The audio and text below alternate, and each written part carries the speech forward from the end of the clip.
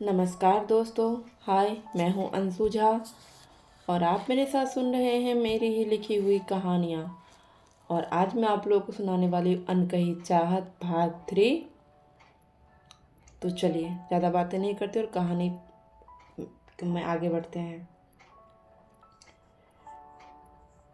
निधि घर का ताला खोलते हुए अंदर आती है।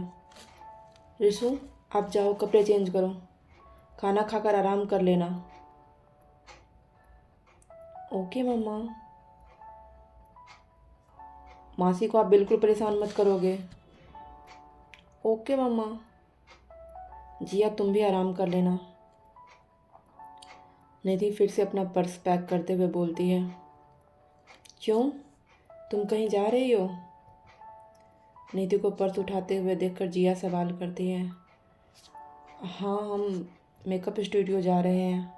कोई क्लाइंट आया है और वो बोल रही है हमसे ही फेशियल करवाएगी। तुम रात का खाने का टेंशन मत लेना, हम 9 बजे तक आ जाएंगे और आकर बना लेंगे। और हाँ, अरीसू उठता है तो उसे नाश्ता करा देना। तू भी थोड़ी देर आराम कर लेना निधि। नहीं जिया, हम चलते हैं, बाय। निधि बाय बोलकर बाहर चली जाती है। निधि रुक, खाना तो खा ले, लंच भी तुमने सही से नहीं किया था। जिया, हम बाहर ही कुछ खा लेंगे, तुम टेंशन मत लो। निधि जवाब देते हुए बाहर निकल जाती है। जिया गेट बंद करके अपने रूम में आ जाती है। कुछ देर इधर उधर काम करती है, फिर ईशु को चेंज करवा कर उसे खाना खिलाकर सुला देती है। अपना फ़ोन निकाल कर किसी का नंबर डायल करती है। फ़ोन के रिंग जाते ही जयराज उधर से फ़ोन पिक कर लेता है। जयराज फ़ोन नहीं उठाता है। जब जयराज फ़ोन नहीं उठाता है तो जिया परेशान हो जाती है। ये फ़ोन क्यों नहीं उठा रहा है? अब मैं इससे बात ही नहीं करूँगी। अरे जब भी करेगा तो बाबू सोना उतारूँगी मैं इसका सारा जादू टोना। जिया मुंह फुलाकर बैठ जाती है, लेकिन फिर वो सोचती है शायद किसी काम में व्यस्त होगा। मैं भी ना, मेरी तरह वो थोड़ी ना स्कूल में पढ़ाता है जो 2 बजे के बाद फ्री हो जाएगा। वो तो जॉब करता है, उसको तो 24 घंटा काम ही रहता है। अभी बिजी होगा इसलिए कॉल रिसीव नहीं कर रहा होगा। जब वो फ्री होगा तब खुद ही कॉल करेगा। जिया यही सब सोचते हुए सो जाती है। बेंगलुरु शहर। बेंगलुरु शहर का कुकटाउन इलाका। कुकटाउन में एक बड़ा सा कांच का बहुमंजिला इमारत था, जिसके ऊपर सिंह अंपायर का बोर्ड लगा हुआ था। मेन गेट पर 2 सिक्योरिटी गार्ड तैनात थे। उस ऑफिस के 12वें फ्लोर पर मीटिंग रूम में कॉन्फ्रेंस मीटिंग चल रही थी। मीटिंग वाले रूम में एक बड़ा सा लंबा सा टेबल लगा हुआ था। टेबल के दाएं बाएं बहुत सारे आदमी बैठे हुए थे। सभी सामने वॉलपेपर पर चल रहे प्रेजेंटेशन को देख रहे थे। सामने एमडी की कुर्सी पर 27-28 साल का लड़का बैठा हुआ था। उसके चेहरे पर एक अलग ही रौब झलक रहा था। मिस्टर सिंह, आप अपना ऑफिस दिल्ली में क्यों शिफ्ट करना चाहते हैं? प्रेजेंटेशन देखने के बाद क्लाइंट सवाल करता है। आपने बेंगलुरु में इतना इन्वेस्टमेंट किया है, इतना शेयर को खरीद कर अपना नाम और काम जमा कर, अब आप अपना सारा काम छोड़कर दिल्ली जाना चाहते हैं? कोई प्रॉब्लम है तो बताइए, हम मदद करेंगे। मिस्टर पटेल सीरियस होते हुए बोलते हैं। No thanks mister Patel. सामने से एक कड़क आवाज़ आती है, जो सामने वाले का चेहरा का ओहदा बताने के लिए काफ़ी था। धीरज सिंह किसी का हेल्प लेता नहीं है बल्कि देता है। Thanks for the coming. आपको बिजनेस की सारी डिटेल्स इस फाइल में मिल जाएगी। बाकी क्या, मेरे सेक्रेटरी आपसे बात कर लेगा। कुछ घंटे तक सबके बीच मीटिंग चलती है। धीरज उठकर खड़ा हो जाता है। धीरज के खड़े होते ही सब खड़े हो जाते हैं। अब आप जा सकते हैं। धीरज और मिस्टर पटेल दोनों हाथ मिला लेते हैं। Everybody back to your work. सब मीटिंग रूम से बाहर निकल जाते हैं। धीरज भी मीटिंग रूम से बाहर आ जाता है और जयराज के साथ अपने केबिन की ओर जाने लग जाता है। अपने केबिन में पहुंचकर धीरज अपनी कुर्सी पर बैठ जाता है और लैपटॉप पर कुछ टाइप करने लग जाता है। जयराज, मीटिंग में फ़ोन साइलेंट रखना होता है, ना कि वाइब्रेट। वो टाइपिंग करते हुए ही बोलता है। सॉरी सर, आज के बाद नहीं होगा। गुड। मेरे सेल फ़ोन पे किसी का फ़ोन आया था? हाँ सर, अंकल का फ़ोन आया था। ये क्या सर लगा रखा है? Call me to Dheeraj, okay? पर सर, मैं आपको नाम से कैसे बुलाऊं? आप तो मेरे बॉस हैं ना। रुक, मैं तुझे भी अपनी बॉसगिरी दिखाता हूँ। धीरज जयराज को पकड़ने के लिए पीछे भागता है। दोनों भागते भागते अपने केबिन से बाहर चले जाते हैं। केबिन के बाहर ऑफिस की लेडी कलीग्स धीरज को देखने लग जाती हैं। हर लड़की की नज़रें धीरज को देखने के लिए तरसती थी, लेकिन धीरज किसी के ऊपर नज़र उठाकर नहीं देखता था। आज जब वो इस तरह से केबिन से बाहर आया था, वो भी हंसते हुए, तो सब उसे गौर से देखने लगे थे, क्योंकि हर समय धीरज के चेहरे पर गुस्सा ही विराजमान रहता था। हंसता हुआ तो किसी को दिखता ही नहीं था। कोई लड़की उसके साथ फ्लर्ट करने की कोशिश भी करती तो उसी तरह से बुरी तरह से डांट देता था, नहीं तो ऑफिस का बाहर का रास्ता दिखा देता था। लड़की को अपने आसपास भी फटकने नहीं देता था। लड़कियों से 2 फुट की दूरी बनाकर रहता था, क्योंकि उसके हिसाब से लड़की बस इमोशन के साथ खेलती हैं और अपने ऊपर अपने बॉयफ्रेंड के पैसे खर्च करवाती है। अभी तक उससे ऐसी ही लड़की का पाला नहीं पड़ा था जिसके लिए वो इमोशनल हो, इसलिए उसे लगता था कि सब लड़की के साथ इमोशन के साथ खेलती ही है।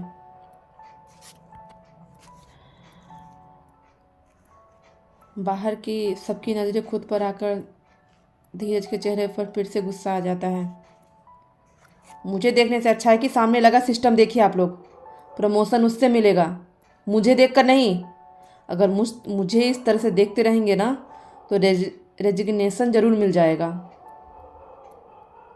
नीरज गुस्से से सबको बोलता है तो सब उस पर से ध्यान हटाकर अपने कंप्यूटर पर लग जाते हैं। तभी धीरज की जेब में पड़ा हुआ उसका फ़ोन बजने लग जाता है। धीरज अपने जेब में से फ़ोन निकालते हुए केबिन के अंदर चला जाता है। उसके फ़ोन पर डैड का नाम शो हो रहा था। अपने डैड का फ़ोन देखकर उसके चेहरे पर स्माइल आ जाती है। वो झट से कॉल रिसीव कर लेता है। हेलो डैड, कैसे हैं आप? और मॉम कैसी है? मैं बिल्कुल ठीक हूँ और तुम्हारी मॉम भी बिल्कुल ठीक है। अभी किट्टी पार्टी में गई हुई है। अच्छा, और दादी माँ, निशु सब कैसे हैं? सब बहुत अच्छे हैं धीरज। तुम कब आ रहे हो वापस? 2 साल हो गए हैं तुम्हें देखे हुए भी। तुम्हारी दादी माँ ने तो अब आस ही छोड़ दिया है तुम्हें देखने का। मिस्टर सिंह इमोशनल होकर बोलते हैं। डैड, आप तो जानते हैं ना मेरा काम। बेटा, काम के बीच फैमिली के लिए टाइम निकालना पड़ता है। डैड, आपकी बात तो मान रहा हूँ मैं। यहाँ का बिजनेस मैं मिस्टर पटेल को दे रहा हूँ संभालने के लिए, और कल शाम की फ़्लाइट है मेरी। कल रात तक पहुँच जाऊँगा। मिस्टर सिंह धीरज की बात सुनकर खुश हो जाते हैं। जल्दी से आ जाओ डैड, जल्दी से आ जाओ धीरज। हाँ डैड, बस आ रहा हूँ। आप इतना इमोशनल मत होइए। ओके बाय, मैं आपसे बाद में बात करता हूँ। धीरज को फ़ोन में बिजी देखकर जयराज भी बाहर निकल जाता है। अपना फ़ोन निकालकर मिस कॉल चेक करता है। जिया का नंबर देखकर तुरंत जयराज जिया को फ़ोन लगाता है। पूरा रिंग जाने के बाद भी जिया कॉल रिसीव नहीं करती है। जयराज को पता था जिया उससे गुस्सा हो गई होगी क्योंकि उसने उसका कॉल रिसीव नहीं किया था। जयराज जिया को फिर से कॉल करता है। दो दो चार रिंग जाने के बाद जिया कॉल रिसीव करती है। हेलो हेलो जिया, हेलो। हाँ बोलो, सुन रही हूँ मैं। जब मैं कॉल करती हूँ तब तो तुम रिसीव नहीं करते हो। अब जाकर मैं सो गई तो मैं नींद ख़राब करने के लिए फ़ोन किया है तुमने। सॉरी जान, तब मैं मीटिंग में बिज़ी था इसलिए कॉल नहीं पिक कर पाया। सॉरी। चलो ठीक है, माफ़ किया। तुम भी क्या याद रखोगे। आई मिस यू सोना। मुझे ये बाबू सोना की भाषा समझ में नहीं आती है। बताओ कैसे हो। जिया गुस्से से बिफरते हुए बोलती है। पहले ये बताओ दिल्ली कब आ रहे हो। तुम्हारे लिए एक सरप्राइज़ है। कैसा सरप्राइज़। जिया एक्साइटेड होकर पूछती है। अगर सरप्राइज़ बता दूंगा तो सरप्राइज़ कैसे रह जाएगा। जयराज बात ही कर रहा था तभी डोर नॉक होता है। कमिंग। ऑफिस का पियून उसके सामने खड़ा था। सर, आपको बड़े सर बुला रहे हैं। ठीक है तुम चलो, मैं आता हूँ। ओके जिया, मैं जा रहा हूँ, सर बुला रहे हैं। Bye, love you. मैं तुमसे बाद में बात करता हूँ। बाय। जिया कॉल काट कर फ़ोन रख देती है। अरे इससे बात करने के चक्कर में तो ऋषि को खिलाना भूल ही गई। ऋषि तो मेरी चटनी बना देंगे अगर उसे पता चल गया कि मैंने उसको नहीं खिलाया है तो। अभी जल्दी से खिला देती हूँ। वो ऋषु को बुलाने के लिए बाहर जाती है। ऋषु बाहर हॉल में बैठकर होमवर्क कर रहा था। ऋषु। हाँ मासी। क्या खाओगे आप बेटा। मासी मेरा तो मैगी खाने का मन है, आप वही बना दो ना। बेटा मन तो मेरा भी है, लेकिन तुम्हें मुझसे प्रॉमिस करना होगा कि तुम अपनी मम्मा को नहीं बताओगे तुमने मैगी खाई है। ओके मासी। और मम्मा को बोलना हमने दलिया खाया है। ओके मासी। ठीक है फिर मैं बनाती हूँ, तुम यहाँ बैठ कर अपना होमवर्क पूरा करो। निधि जिया किचन में जाकर निधि को कॉल करती है। निधि पार्लर में किसी का औरत का फेशियल कर रही थी। जब उसका फ़ोन बजता है तो कॉल रिसीव करके फ़ोन को कान और कंधे के बीच दबा लेती है और बात करने लग जाती है। हेलो। हाँ बोलो जिया। निधि आते टाइम थोड़ी सब्ज़ी लेती आना। हाँ ठीक है, लेती आऊँगी। वो फेशियल भी कर रही थी और बात भी कर रही थी। उसका ध्यान फ़ोन पर रहता है, इसलिए उसका नाखून फेशियल करवाने वाली महिला के चेहरे पर लग जाता है। नाखून लगते ही वो औरत गुस्से से तिल मिला जाती है क्योंकि वो फेशियल कराते कराते सो गई थी। नाखून लगने से उनका नींद खुल जाता है। क्या कर रही हो तुम। नाखून चुभाकर मारने का इरादा है। सॉरी सॉरी सॉरी मैम, गलती से हो गई। आप आराम से बैठिए ना, हम आपको दोबारा कर देते हैं। निधि झट से अपना फ़ोन पर्स में रख देती है, लेकिन उस औरत के सर पर गुस्सा सवार हो चुका था और ज़ोर से चीखते हुए बोलती है। Seema, Seema. Yes yes yes yes Mrs Singh. Parlour की मालकिन दौड़ती हुई वो उसके पास आती है। तुमने किस नमूने के पार्लर में अपॉइंट कर दिया है, ढंग से भी इसे काम करना नहीं आता है। Sorry ma'am. देखो देखो क्या किया इसने, नाखून चुबा दिया मेरे चेहरे पर। मैं यहाँ फेशियल करवाकर चेहरे पर ग्लो लेने आई हूँ कि चेहरे पर जख्म लेने आई हूँ। सॉरी मैम, मैं इसकी तरफ से माफ़ी मांगती हूँ, माफ़ कर दीजिए। नहीं है ना तो इसे पता नहीं है। निधि मैम से माफ़ी मांगो। पार्लर की मालकिन सीमा निधि को सॉरी बोलने के लिए बोलती है। सॉरी बोलो इन्हें, गलती हो गई है, माफ़ कर दीजिए मैम। हमने सॉरी बोल दिया है इन्हें। सॉरी मैम, आप बैठिए, मैं किसी दूसरी लड़की को भेजती हूँ। पता नहीं गवार लोग कहाँ से आ जाते हैं। मिसेस सिंह का पूरा नाम विभा सिंह कमल सिंह था। कमल सिंह की पत्नी और धीरज की माँ। उन्हें पैसे का घमंड हद से ज़्यादा था।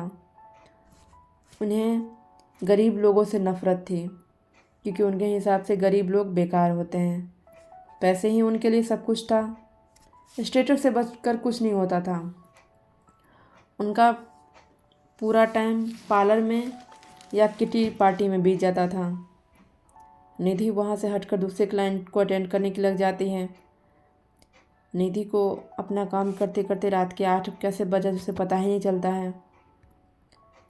जब वो घर पहुँचती है तो जिया डिनर बना चुकी थी।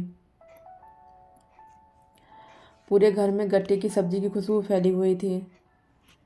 तुमने खाना बना लिया? निधि बाहर का चप्पल खोलते हुए घर का चप्पल पहनते हुए पूछती है। जिया बिना जवाब दिए अपने कमरे में चली जाती है। निधि उसके कान में लगे हुए ईयरफोन को देख लिया था, इसलिए दोबारा कुछ नहीं बोलती है। रिशु भी तब तक वहाँ पर पहुँच जाता है। रिशु को लगता है उसकी माँ उससे बात कर रही है।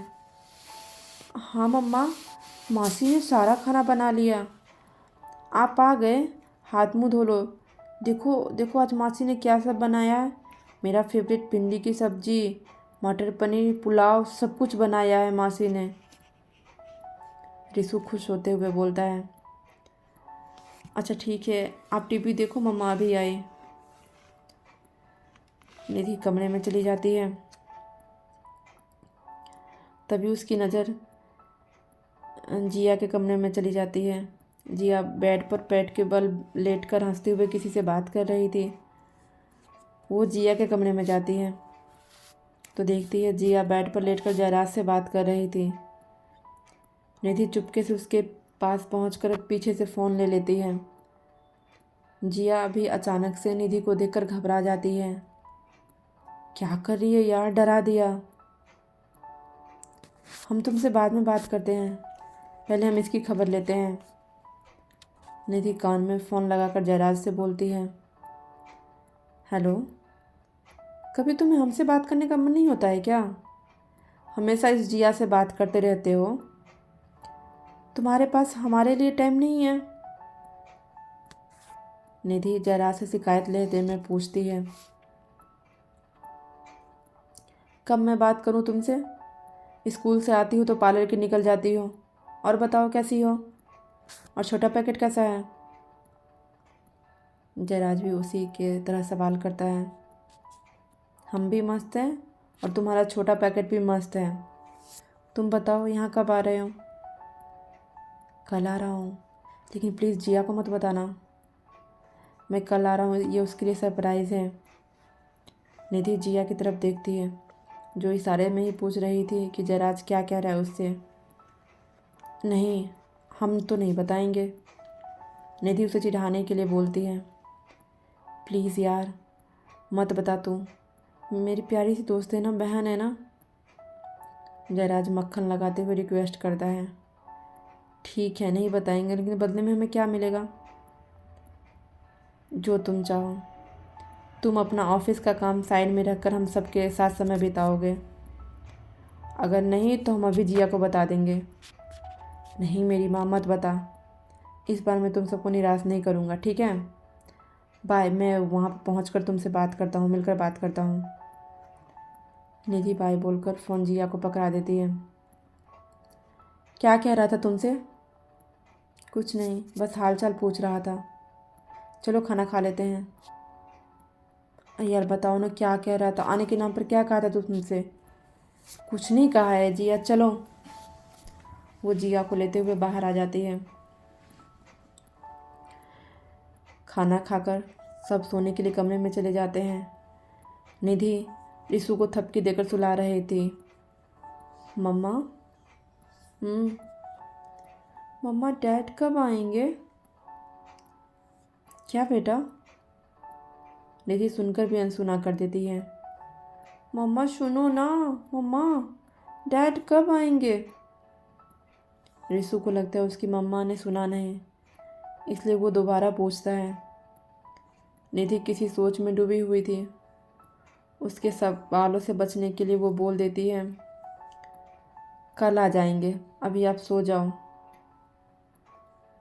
मम्मा, डैड कैसे दिखते हैं? बिल्कुल मेरे जैसे दिखते होंगे ना? बच्चे के मन में अपने पिता के लिए बहुत सारे सवाल रहते थे और जब नहीं देखा तो अनगिनत सवाल रहते हैं। इतनी बार डैड डैड सुनकर निधि जिस सोच में डूबी हुई थी उससे बाहर आ जाती है। रिशु फिर से उससे पूछता है, बताओ ना मम्मा, डैड कैसे दिखते हैं? हाँ बेटा, बिल्कुल आपके जैसे दिखते हैं आपके डैड। आपको जैसे सुंदर है और लंबे भी है और बिल्कुल आपके जैसा रंग भी है उनका। उनकी आंखें भी आपकी जैसी भूरी हैं।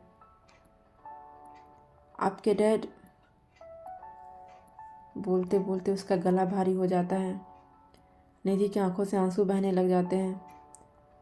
कैसे बोलती अपने बेटे को कि उसका पापा कभी नहीं आने वाले हैं। रिशु तो बात सुनते सुनते ही सो जाता है, लेकिन निधि की आंखों से नींद उड़ जाती है। पूरी रात रोते हुए तकिया भिगा देती है, क्योंकि बढ़ती हुई उम्र के साथ रिशु के मन में सवाल भी बढ़ते जा रहे थे। और कब तक बातों से निधि उसे बहलाती रहती। बेंगलुरु, सिंगापुर। धीरज अपने असिस्टेंट को सारा काम समझाकर ऑफिस के पार्किंग में आ जाता है। गाड़ी स्टार्ट करके घर के लिए निकल जाता है। घर पहुंचकर अपने मैट से पूछता है कि उसका सामान पैक कर दिया। जी सर, मैंने आपका सारा सामान पैक कर दिया है। धीरज उसको घर का ख्याल रखने के बोलता है। अपने रूम में जाता है, पूरे घर को एक नज़र देखता है। पिछले 2 साल से वो इसी घर में रह रहा था। एक अलग सा लगाव था उसे इस घर से हो गया था। कुछ देर घर को देखने के बाद अपना सामान लेकर नीचे उतरता है। मेड ने उनका डिनर डाइनिंग टेबल पर लगा दिया था। धीरज कुर्सी खींचकर बैठ जाता है। घर में उसके अलावा कोई नहीं था, इसलिए पूरी डाइनिंग टेबल पर वो अकेला बैठा हुआ था। नौकर उसके सामने डिनर सर्व करते हैं। धीरज बिल्कुल सहूलियत के साथ खाना खाता है। आप लोग पूरे घर का अच्छी तरह से ध्यान रखिएगा। कुछ भी ज़रूरत हो तो मुझे कॉल कर लीजिएगा। जी सर। धीरज डाइनिंग टेबल से उठकर अपना छोटा सा सूटकेस लेकर बाहर निकल जाता है। बाहर ड्राइवर उसकी कार लेकर खड़ा था। धीरज जाकर पीछे बैठ जाता है। ड्राइवर सामान पीछे डिक्की में रख देता है। दोनों एयरपोर्ट के लिए निकल जाते हैं।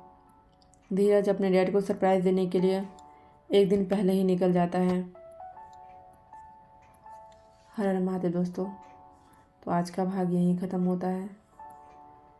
कहानी को आप लोग पूरा सुनेंगे तभी आप लोगों को मज़ा आएगा, बाकी स्किप करके सुनेंगे तो आपको समझ नहीं आएगा।